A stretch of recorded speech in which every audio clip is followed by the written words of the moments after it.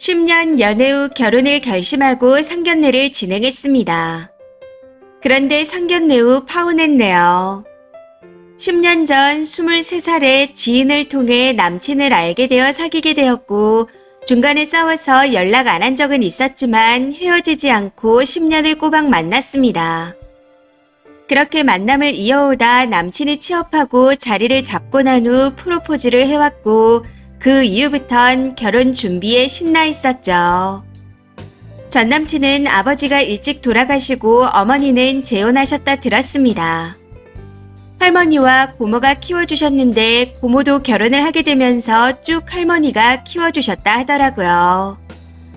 어머님이 재혼하셨다고 왕래를 안 하는 건 아니었고 2주에 한 번 정도 반찬을 해서 가져다 주시며 꾸준히 연락하고 지냈다 했습니다.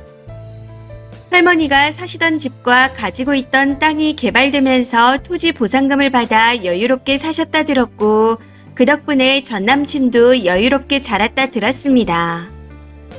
결혼 준비 당시 할머니가 새로 분양하는 아파트를 매매해 주시기로 하셔서 돈 걱정 없이 시작할 수 있었습니다. 저희 부모님도 남친을 오랫동안 봐왔기에 반대 없이 결혼을 진행하게 되었고요. 그런데 3주 전에 전 남친 어머님과 밥을 먹으면서 얘기하다 문제가 터졌습니다. 예단 예물 없이 진행하기로 했었는데 아무것도 안 받으면 서운하다고 다이아 세트를 해주고 싶다 하셔서 만났던 거였죠. 계속 우리 아들 조건이 딸리는데도 결혼해줘서 고맙다 하시기에 아니에요. 그런 말씀 마세요. 라고 말했더니 갑자기 어머님이 결혼 전에 땡땡이도 한번 만나봐야지 하고 말씀하시더라고요. 해서 그냥 가까운 친척인가 보다 했습니다. 그런데 그 말에 전 남친이 갑자기 당황하면서 나중에 얘기하자 하더라고요. 어머님도 뭔가 눈치를 채신 건지 알았다고 하면서 화제를 돌리셨고요. 그렇게 식사를 마무리하고 어머님과 헤어지고 난 후 전 남친한테 땡땡이가 누구냐 물었습니다. 계속 머뭇거리며 얘기하지 않길래 보통 일이 아니구나 하는 생각에 빨리 말하라고 재촉했었죠. 그랬더니 하는 말이 사실 중증 장애인인 여동생이 있다네요. 집에서 돌볼 수 있는 정도가 아니라서 시설에 있는 상태이고 한 달에 한두 번 정도 어머님과 같이 가서 보고 왔답니다.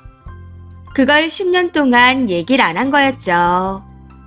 그동안 어머님을 만난다고 할 때마다 뭐 했는지 묻지 않았습니다.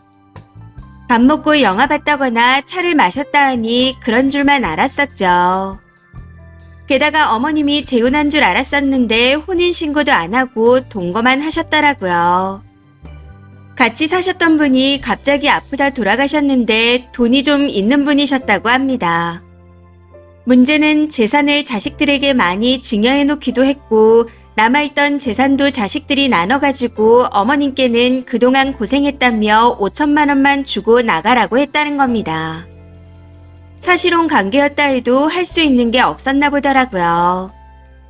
그래서 이제 할머니와 어머님이 같이 살기로 했고 당장 생활비는 아니지만 동생 병원비를 전 남친이 내기로 했답니다. 그동안은 어머님이 내셨는데 이젠 그럴 사정이 안 된다고요. 전 남친은 이 모든 걸 숨길 수 있을 때까지 숨기고 싶었답니다. 이렇게 될 줄 모르고 동생이 있다는 말을 안 했었기에 이제 와서 얘기할 수도 없었답니다. 그리고 어머님 얘기도 결혼하고 나중에 하려고 했었다네요. 그러면서 연세 많으신 할머니가 혼자 계시는 게 마음이 안 좋았지만 고모도 같이 살 수 없는 상황이고 우리도 같이 살 수 없었는데 엄마가 할머니와 같이 살면 걱정도 덜고 좋을 것 같다는 말도 하더라고요. 그런데 저는 그 모든 걸 속였다는 게 용서가 되지 않았습니다. 10년 동안 어머님과 한 달에 한두 번씩 동생을 만나고 왔는데 감쪽같이 속인 것도 모자라서 이미 어머님과 같이 살고 있으면서도 얘기를 안 했다는 게 이해할 수 없습니다. 동생 병원비가 들고 할머니의 어머님까지 부양해야 되나 하는 건 둘째치고 그 모든 걸 숨기고 결혼해서 행복하자며 미래를 꿈꿨다는 게 무섭습니다. 그래서 도저히 안 되겠다 싶어 파혼하자고 했네요. 이 이야기를 전해들은 저희 엄마는 알아 누우셨고 아빠는 화나셔서 매일 술을 먹으며 길 가다가라도 만나면 가만히 안 둔다. 눈에 띄지 말라고 해라. 하고 말씀하십니다. 전 남친은 매일 연락 와서 미안하다, 잘못했다 빌고 있는 상태고요. 문제는 어머님, 고모님, 할머님의 친구들까지 연락을 해오는데 다들 아주 난리도 그런 난리가 없다는 겁니다. 속인 건 미안하고 잘못했지만 오죽하면 그랬겠냐 하면서 회유를 하다 돈 많이 들까봐 그런 거면 걱정 안 해도 된다 하며 저를 달래기도 합니다. 하다 어머님은 다 죽으면 결혼할 거냐 하면서 울기도 하시고요. 저도 10년 연애와 결혼이 이렇게 끝나서 너무 힘듭니다. 그런 와중에 이렇게 연락이 오고 찾아오고 하니 더 미칠 지경이네요. 이제는 내가 그냥 넘어갈 수 있는 일을 크게 생각해서 파혼한다고 한 건가 하는 생각이 들기도 합니다. 정말 제 생각이 너무한 건가요? 조언 부탁드립니다. 추가입니다. 장애가 유전이라는 건 생각도 못했었는데 댓글을 읽고 난 후 눈물도 안 나올 정도로 소름이 돋았습니다. 다행히 마음을 다잡을 수 있을 것 같아요. 사실 청첩장만 돌리지 않았을 뿐인지 결혼식 준비는 거의 다 끝난 상태였습니다. 그러다 사정이 있어 혼인신고를 먼저 하고 결혼식은 미루려고 생각했었는데 그 전에 알아서 다행이다 싶어요. 남친 쪽에서 집 매매 잔금을 낼 예정이었고 오래 살려고 제 마음에 들게 리모델링 하기로 한 건 제가 계약을 해놓은 상태였습니다. 저희 집에서 전 남친 차를 바꿔준다고 계약도 해놓은 상태였고요. 다행히 혼수는 리모델링이 끝나고 하기로 해서 견적만 받아놓은 상태였습니다. 앞으로 이것저것 취소하려면 돈도 시간도 많이 들어 손해가 있겠지만 얼마가 들던 간에 인생 수업했다 생각해야겠습니다. 조언 감사합니다. 댓글입니다. 첫 번째. 아무리 그래도 10년은 아니죠.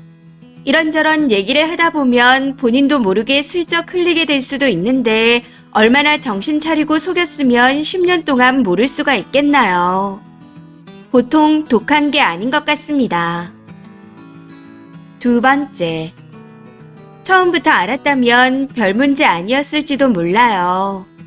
만나는 시간 동안 그 문제를 어떻게 함께 해결할지 대화도 충분히 나눠볼 수 있고요. 그런데 1, 2년도 아니고 10년이나 숨겼다는 건 심각한 잘못입니다. 만약 돈 문제가 아니더라도 뭔가 일이 생기면 님은 아무것도 모르고 있다가 처리하는 것만 도와야 하잖아요. 아무 준비도 안 되어 있는 상태에서. 그건 님을 동반자로 여긴 게 아니죠. 사소한 일이라도 한번 거짓말한 사람은 다시 신뢰할 수 없는데 이렇게 중요한 문제를 어떻게 속이나요?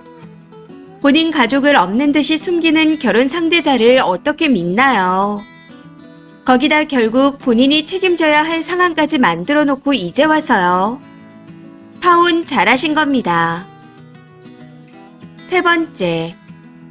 그러니까 끝까지 여친 모르게 숨기고 사기 결혼하려다가 들킨 거잖아요. 저 남친놈 엄마도 자기 아들 장가 못 갈 거 구제해줘서 고맙다 했었는데 파혼당하니 전화하고 매달리는 거고. 그 전 남친놈 아주 무섭고 소름 끼칩니다. 네 번째. 10년을 속인 건데 그 사람을 뭘 믿고 결혼하겠나요? 빚이 있어도 네가 걱정할까봐 말 안 했다. 직장을 잘려도 네가 신경 쓸까봐 말 안 했다. 이럴 것 같은데. 조상이 도왔네요. 결혼 전에 알아서 얼마나 다행인지 모르겠습니다. 다섯 번째. 저도 지적 장애가 있는 남동생이 있는 누나라서 연애 때 무조건 먼저 밝혔습니다. 8년 연애해서 결혼했고요. 그 남자분은 너무 긴 시간을 고민했네요. 연애 중반에라도 얘기를 꺼내지.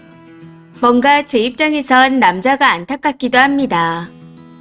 왜 떳떳하지 못했을까 싶기도 하고 언제까지 숨길 생각이었나 싶고요. 결론은 저도 쓰니 입장이면 헤어질 것 같습니다. 10년을 속였으니까요. 이번 사연은 여기까지입니다. 시청해주셔서 감사합니다.